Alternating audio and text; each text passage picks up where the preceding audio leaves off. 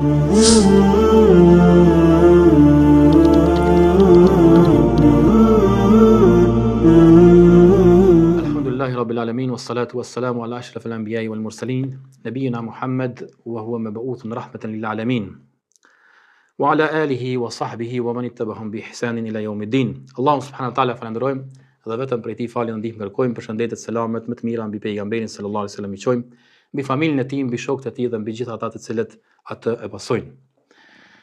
Transmeton Ebu Said al-Khudriu radiyallahu anhu, i cili thot, kam dëgjuar nga pejgamberi sallallahu alaihi wasallam, apo ka thënë pejgamberi sallallahu alaihi wasallam, se prej popujve të cilat kanë jetuar para jush, prej gjeneratave dhe njerëzve të cilat kanë jetuar para jush, ka qenë një person i cili i ka mbyt 99 veta dhe ka kërku njeriun më të ditur në tokë që me pyet, dhe e kanë orientu njerëzit tek një murg. Murg janë quajt njerëzit të cilët e kanë nda kohën vetëm për ibadet ndaj Allahu subhanahu wa taala, tek popujt dhe gjeneratat që kanë kalu para nesh. Edhe kur është shku te ky murg dhe ka pyet, thotë i kam pyet 99 veta, a ka pendim për mua? Ka thënë jo. Edhe e ka myt edhe këtë murgun dhe i ka bani 100. E pastaj prap ka kërku njeriun më të ditur prej dietarëve të asaj kohe. Edhe e kanë orientu tek një njeri i ditur, tek një dietar. Edhe e ka pyet, ka thënë, a ka shpëtim për mua pasi ka myt kaq njerëz? Thotë po.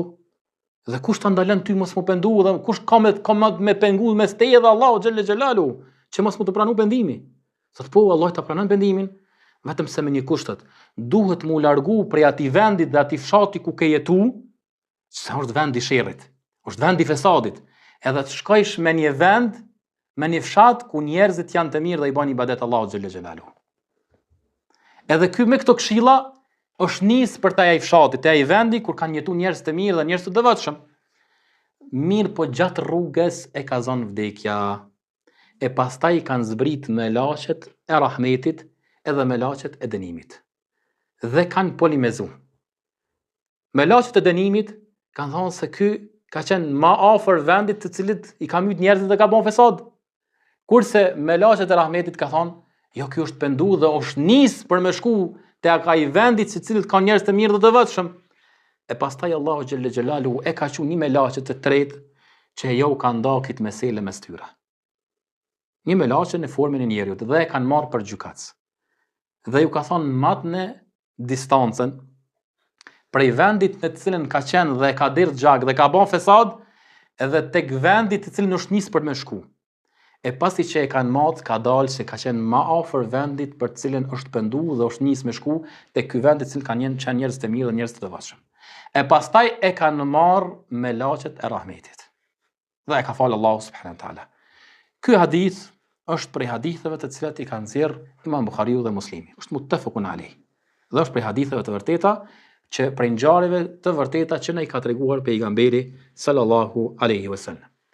Prej dobive që i marrëmi nga kjo ngjarje fillimisht është se muslimani duhet me pyet ata i cili ka dituri. Kur s'ka dituri dhe ka ndonjë mesele të cilën nuk e din, duhet me i pyet ata të cilët kanë dituri. Sikur se ka thënë Allahu fasalu ahlu dhikri in kuntum la ta'lamun, dhe pyetni ata të cilët kanë dituri nëse ju nuk dini për një gjë. Nga se e kundërta ka pasoja. Cilat janë pasojat? Prej pasojave është me dhonë fetva pa dituri, në anën tjetër. Ai i cili merr guximin me folën çështjet e dinit pa dituri, përveç se ka gjuna, ka mundësi me pas pasoja sikur se ka pas ky murgu, i cili ka dhonë fetva pa dituri. Edhe pse ka qenë ibadetxhi, njeri devotshëm, mirë, po s'ka pas dituri. Edhe e ka mbyt edhe këto. Për shkak mos diturisë. Andaj këtu e kuptojmë mas pari vlerën e diturisë, edhe të njëjtën kohë e kuptojmë rrezikshmërinë e të folërit në çështjen e dinit pa dituri. Allah na rujt. Pastaj ky hadith sidomos trajton çështjen e pendimit, se çështja e pendimit është një derë e gjanë që në Allahu xhelle xhelaluhu e ka lënë të hapur deri në ditën e gjykimit. Edhe Allahu xhelle xhelaluhu është falës dhe mëshirues. Pa marrë parasysh se njeri që ka bën jetën e tij. Pa marrë parasysh se çfarë gjunohi mundet njeriu me bë. Qoftë edhe me mbyt njerëz, sikur se ky ka mbyt 99 veta dhe ka plotësuar me 100. Është fesad i madh. Megjithatë, Allahu xhelle xhelaluhu nuk ja mbyll askujt derën e pendimit. Megjithatë, muslimani nuk duhet ta humb shpresën nga falja dhe mëshira e Allahut. Nëse kjo është prej tentativave që tenton shejtani me e pengu muslimanin nga pendimi. Edhe njerin në përgjithësi. Dhe mu për këtë Allahu xhelle xhelalu ka zbrit ajete shpresdhënëse që Allahu subhanahu wa taala me këto ajete i ka thirr musliman dhe jo musliman, ata cilët kanë bën fesad, ata cilët kanë bën shirk Allahut, ata cilët kanë shpif për Allahun subhanahu wa taala. I ka thirr Allahu me këtë ajet kuranor të cilën ta përmendni, që Allahu xhelle xhelalu ti pendohen atij dhe të kthehen tek ai. Sikur se ka thënë Allahu subhanahu wa taala: Kul ya ibadi alladhina asrafu ala anfusihim. Thuaj o ju rob të cilët i keni bën zullum vetëve tuaja. La taqnatu min rahmatillah. Mos e humni shpresën tek Allahu subhanahu wa taala. Inna Allaha yaghfiru dhunuba jamia. Se me të vërtetë Allahu xhelle xhelalu i fal të gjitha gjunahet. Innahu huwal ghafurur rahim. Se me të vërtetë ai është falës dhe është mëshirues. Ibn Abbas radhiyallahu anhu në këtë ajet kuranor, në komendin e këtij ajeti, thotë se Allahu xhelle xhelalu me këtë ajet ju ka drejtuar të gjithëve atyre të cilët kanë bërë zullum vetes. Të gjithë ata të cilët kanë bën harame.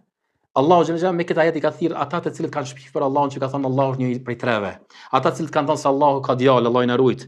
Ata të cilët kanë thënë dhe kanë shpif edhe shumë gjëra më të mëdha për Allahun xhelle xhelalu. Ata të cilët kanë mbyt musliman dhe kanë bën fesad dog. Megjithatë Allahu xhelle xhelalu i ka thirr me këtë ajet kuranor të gjithë robërit e tij që t'i kthehen Allahut subhanahu wa taala dhe mos ta humbin shpresën tek Allahu subhanahu wa taala. Për ata dhe gjejmë shumë ajete të tjera të cilat Allahu xhelle xhelalu e thirr muslimanin që të pendohet dhe t'i kthehet Allahu subhanahu wa taala, pa marr parasysh gjunaheve se sa i bën ai. Edhe nëse bën gjuna natën dhe ditën, mos e humb shpresën tek Allahu xhelle xhelalu. Pendohu natën dhe ditën. Sa që i bën gjuna Allahut, pendohu. Mos u lodh, nga se nëse lodhesh nga pendimi, dije se të ka mujt shejtani dhe ta ka shfrytzuar këtë mundësi. Dhe ai tenton që vetëm e vetëm të largon ty nga pendimi nga Allahu subhanahu wa taala. Dhe që ti ta humb shpresën nga ana Allahu subhanahu wa taala. Nëse Allahu xhelle xhelalu ka drejtuar në shumë ajete që me këto ajete ju ka drejtuar besimtarëve, të cilët janë të devotshëm, të cilët bajnë namaz natës dhe agjërojnë ditën. Megjithatë Allahu xhelle xhelalu ju ka thonë ja ayyuhalladhina amanu tubu ila Allah. O ju të cilët keni besu, pendohuni tek Allahu me një pendim të sinqert. Pastaj hadithe të shumta të cilat kanë ardhur, hadithin që na transmeton Abdullah ibn Mesudi se pejgamberi sallallahu alaihi wasallam ka thonë se Allahu gëzohet. Prandaj Allahu gëzohet kur ti ke bën gjuna dhe i pendohesh atij. Allahu gëzohet. Sa gëzohet Allahu xhelle xhelaluhu? Pejgamberi sallallahu alaihi wasallam ka thonë Allahu gëzohet me ata i cili pendohet tek Allahu, sikur se shembulli i atij personi i cili ka dalë shkretim me devën e tij, me ushqimin e tij, me pijen e tij, e pastaj është ul në hijen e një palme për të pushuar. Edhe për një moment kur është zgju, se ka gjetë as devën e tij dhe as ushqimin e tij, dhe ka humb shpresën për jetë. Edhe ka ardhur fundi, ka thonë. Mirë, po kur e ka kthy kokën, e ka gjetë për një moment devën edhe ushqimin e tij. E nga gëzimi i madh ka thonë, o Zot, ti je robi im, unë jam Zoti yt. Ka thonë pejgamberi sallallahu alaihi wasallam, ka gabu prej gëzimit të madh dhe habis madhe.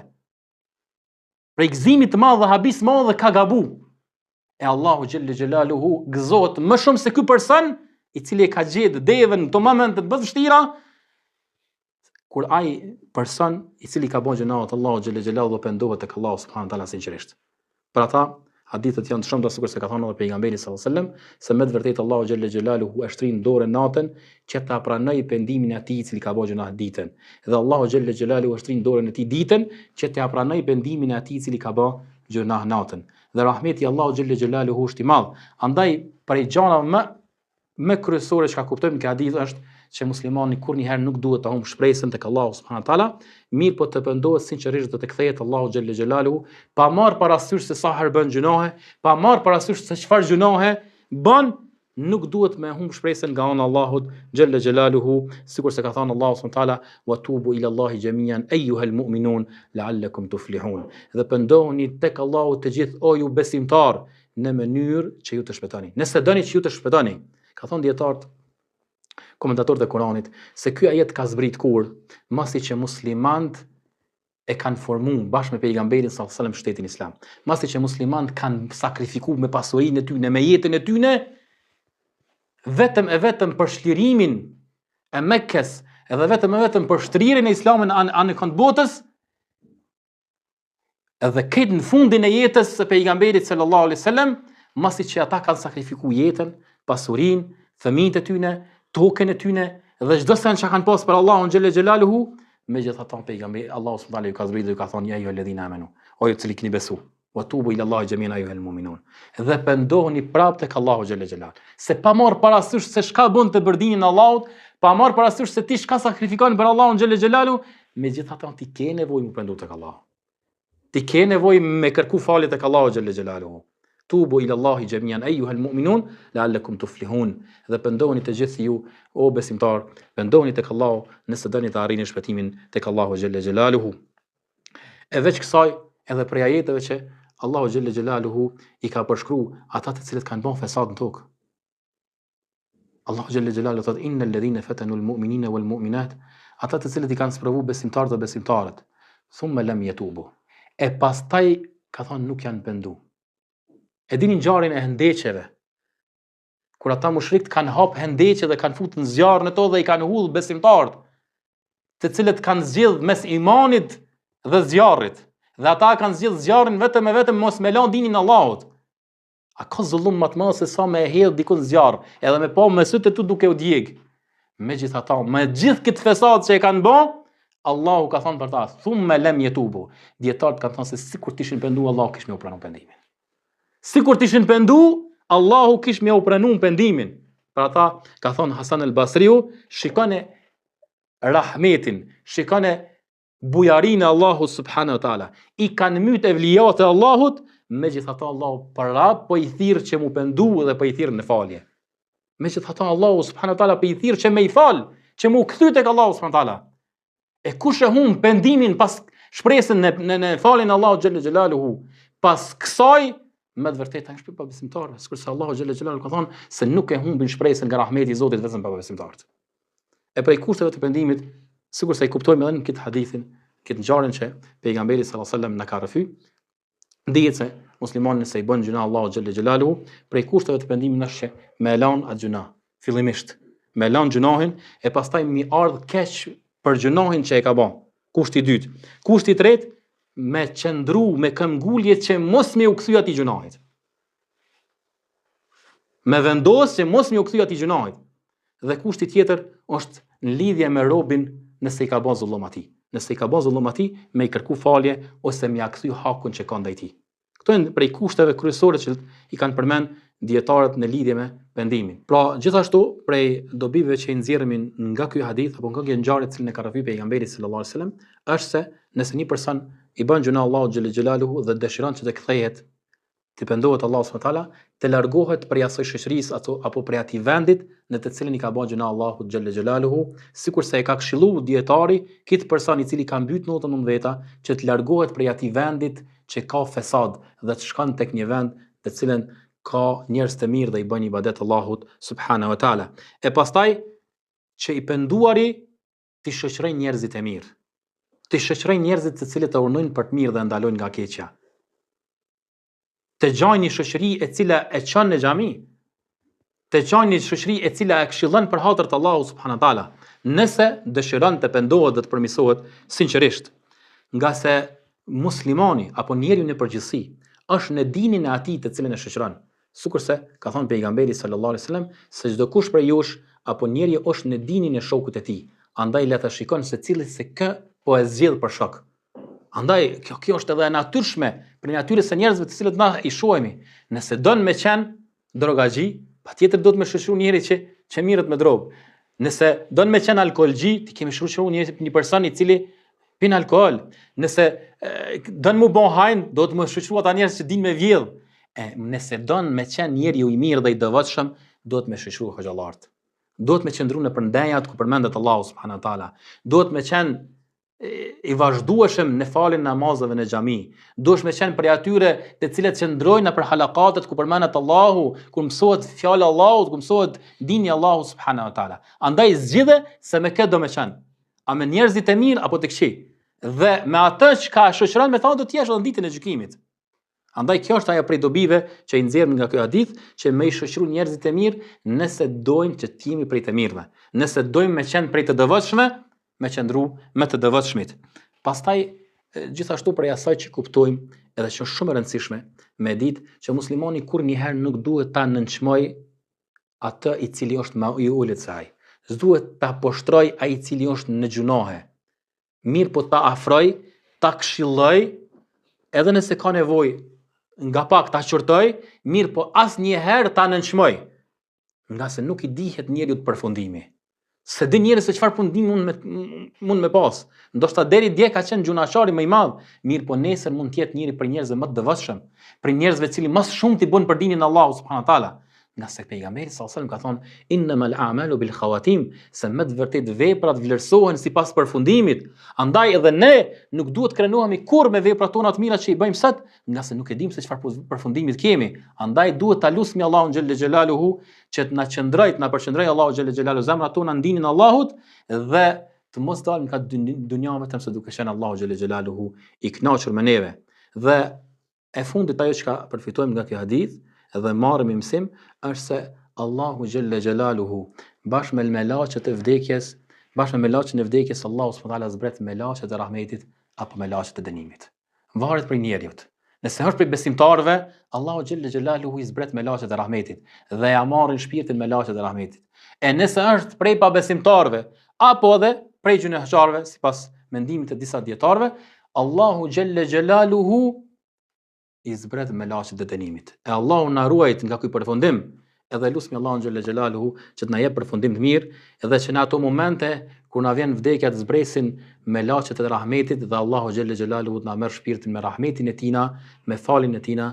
Aqulu qawli hadha astaghfirullaha li wa lakum fastaghfiruhu innahu huwal ghafurur rahim wa akhiru da'wana alhamdulillah.